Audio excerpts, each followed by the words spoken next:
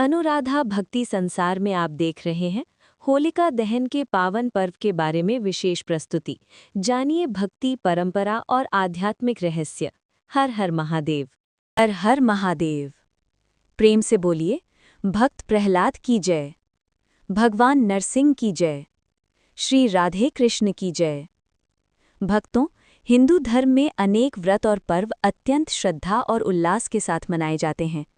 उन्हीं में से एक है होली, रंगों का, प्रेम का और सत्य की विजय का महापर्व। होली केवल रंग खेलने का त्योहार नहीं है, ये धर्म, भक्ति, विज्ञान और जीवन दर्शन का संगम है। इसकी शुरुआत होती है होलिका दहन से, जो बुराई पर अच्छाई की विजय का प्रतीक है। 1. प्रहलाद और होलिका की कथा। सबसे पहले स्मरण करते हैं भक्त प्रहलाद की अमर कथा का। दानव राजा हिरण्यकश्यप अत्यंत अहंकारी था। उसने कठोर तपस्या कर वरदान पाया और स्वयं को अजेय समझने लगा। वो चाहता था कि समस्त प्रजा केवल उसी की पूजा करे। किंतु उसका पुत्र प्रहलाद तो बाल्यावस्था से ही भगवान विष्णु का अनन्य भक्त था।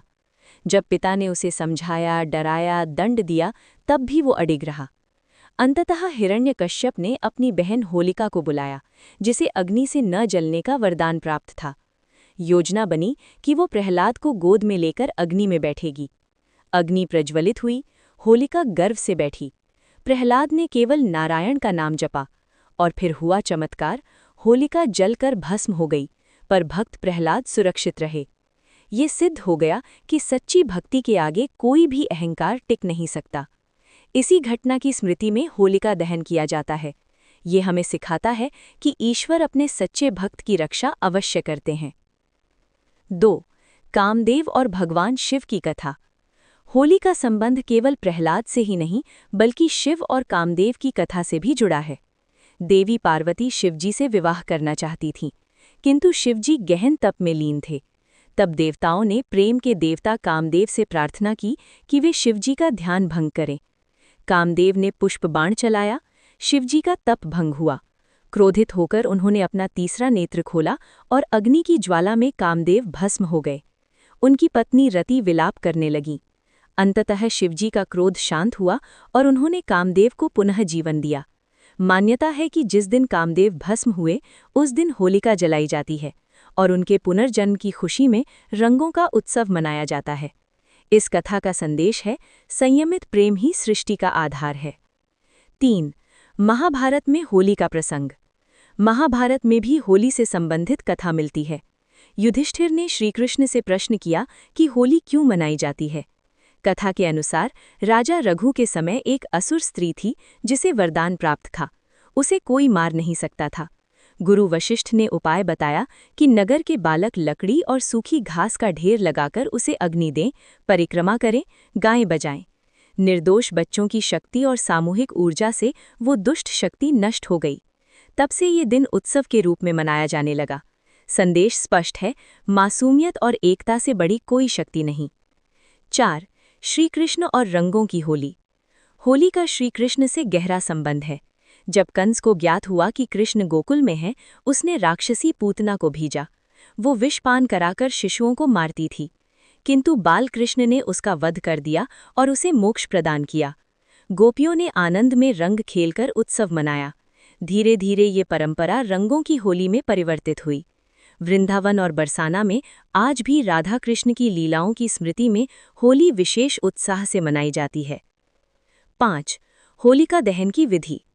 होलिका दहन की पूजा में रोली, अक्षत, पुष्प, धूप, गुड़, कच्चा सूत, नारियल, पंचफल आदि सामग्री रखी जाती है। होलिका के चारों ओर 7 या 11 बार सूत लपेटा जाता है। फिर श्रद्धा से परिक्रमा कर आहुति दी जाती है।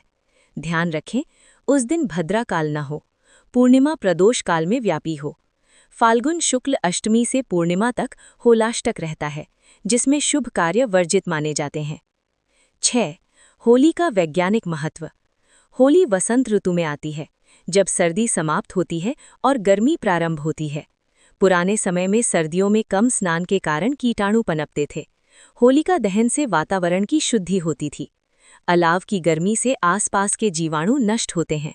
कुछ स्थानों पर होलिका की राख को शरीर पर लगाने की परंपरा भी है, जिसे स्वास्थ्यवर्धक माना गया है। सत्य सनातन का यही ज्ञान है। हमारे पर्वों में धर्म के साथ विज्ञान भी छिपा है। 7. होली का आध्यात्मिक संदेश। होली हमें क्या सिखाती है?